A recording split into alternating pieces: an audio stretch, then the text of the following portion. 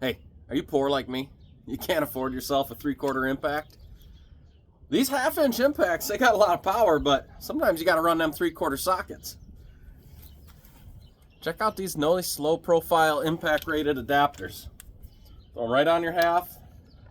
Throw your 3/4 socket on there.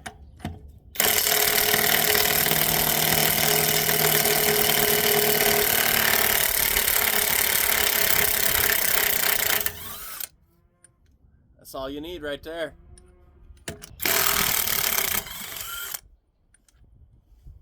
There you go. Look at that. After beating on it for that long, still looking good. You know what else I like about these?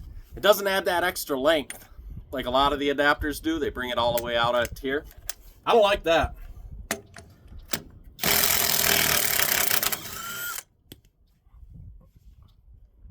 Right, there you go.